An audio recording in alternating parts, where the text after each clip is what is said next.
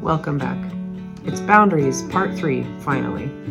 How to set boundaries and some common mistakes to avoid. I've learned a few things along the way. I'd love to share them with you. So if you're interested, hit subscribe and follow along.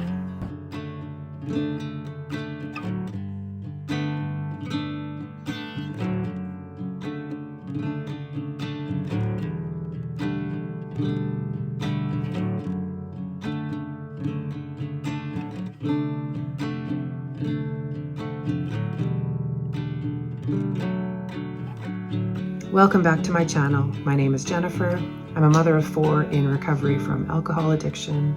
I'm not an expert, just a fellow traveler, but maybe something that's been helpful for me will be helpful for you too. So we've talked about boundaries and which ones matter most. Now we can look at how to set them and some common traps to avoid. So in DBT, dialectical behavior therapy, they have an acronym, which is Dear Man. DEAR, man, a man. So I printed up a little one here. That one's just from choosingtherapy.com. So I kind of like this. I like it. I do. But I'll share how I like to modify it. Okay, so the D is describe. So describing what happened that you don't like or that you need to set a boundary about. Sticking to the facts and information about it, not using blame or criticizing. Focusing on what happened instead of why it happened. The E is express. Sharing how what happened affected me.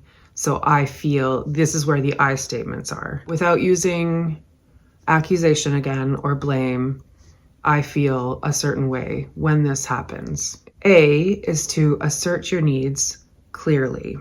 And this is a big one, avoiding apologizing for needing our needs to be met. Then R is reinforce. Being realistic and specific, this is the outcome that I would like to see. M is be mindful, staying focused on our goal, ignoring distractions, including the other person trying to change the subject. A is appear confident.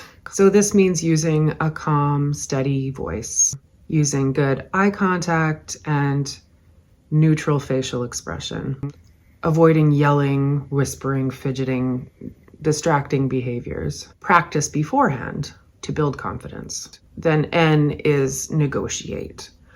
Offer solutions and ask for their solutions as well.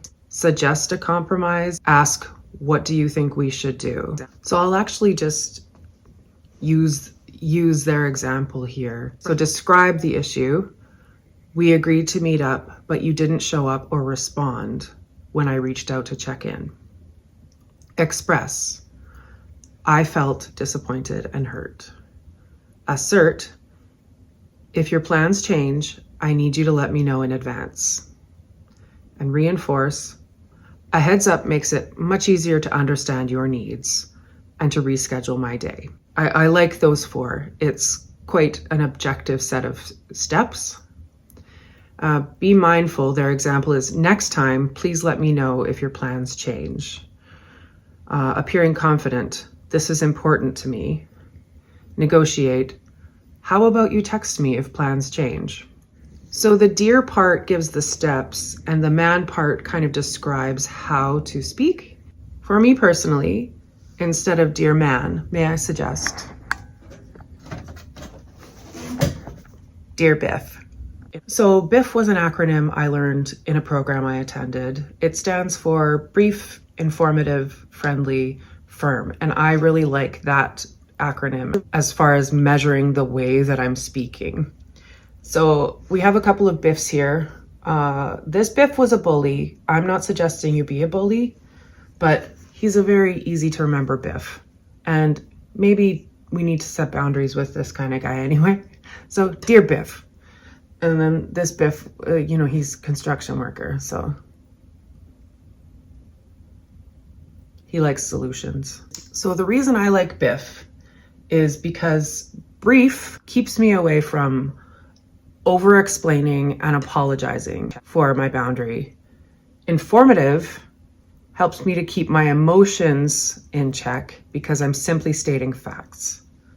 Friendly helps me to stay calm and avoid blame. Firm kind of goes with keeping it brief.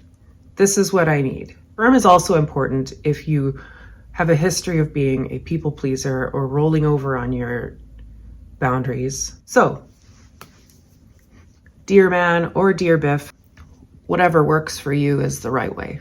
So an example maybe to do with recovery and substance use.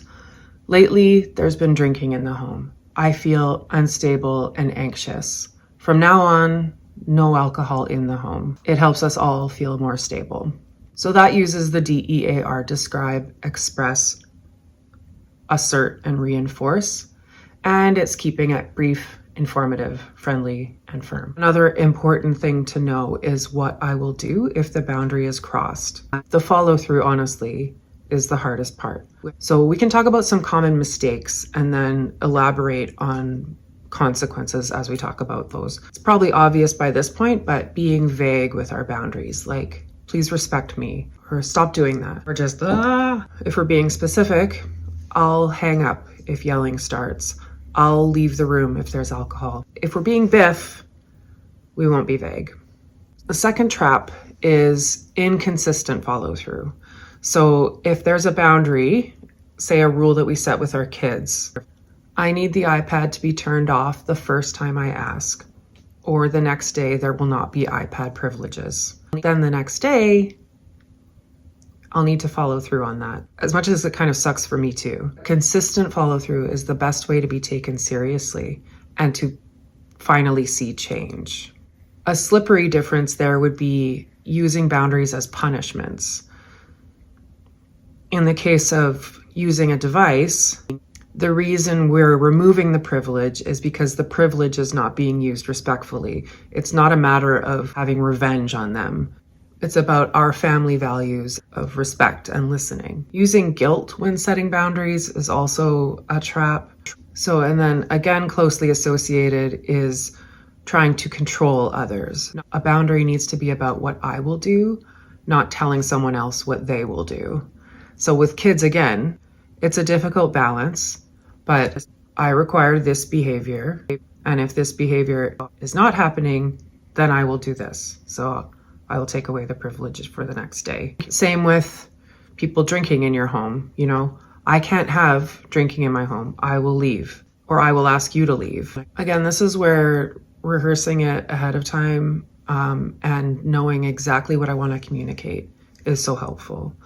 And on that note, the biggest trap, at least as far as I'm concerned, is setting a boundary when I am angry or upset or triggered or anything, and communicating the boundary right in that moment of high emotion. The reason it's important to avoid that is that I will most likely set a boundary that's much more harsh than I need and that I want. And I may even threaten some kind of follow through that I do not want to do. It can get messy, or we can have regret and then want to apologize. So, you know, turn that iPad off now, or you're grounded for a week, or I'll give away the iPad, or if you can't be good with your toys, you don't get to have toys. It's not how I'd like to be remembered. If you drink in the house, we're getting a divorce. So anyway, the last thing I want to talk about is guilt. I've struggled a lot with guilt setting boundaries. I think a lot of us who maybe have been in a helper or peacekeeper or people-pleasing role have a very hard time setting boundaries without guilt. I venture to say that many of us who have struggled with addiction may feel unworthy of boundaries with people who had to endure our addictive behavior. That's where I find myself struggling to set boundaries with my kids, my husband, friends I've really embarrassed myself in front of. Guilt is common and natural, but not necessary, because what we're doing when we're setting boundaries is being healthy and protecting our sobriety and protecting the safety of our relationships. Kids do need boundaries, and relationships need boundaries.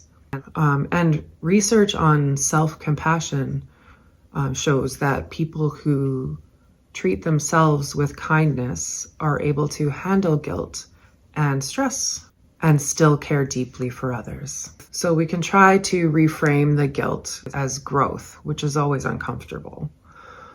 This feels new because I'm learning to take care of myself. This feels uncomfortable because I've never done it before. But because boundaries aren't a one-time thing, they're a daily practice, we'll begin to get used to them. And as the people around us understand our boundaries and begin to make decisions that respect our boundaries, it'll all begin to feel very natural. Boundaries for me was the most eye-opening thing I learned when I began recovery, and has been very challenging to learn, but I have also experienced great success when I actually followed the steps and just let myself give it a try. And again, thinking back to the hula hoop, it's all about protecting what is in our control, protecting our space, protecting our peace. So remember to keep it Biff. Next week, I'm going to share some things I've learned about what we can do when our boundaries have been crossed or disregarded. So I hope you have a great week, and I'll see you soon. Bye. It's so dreary, right, Frankie? Is it dreary?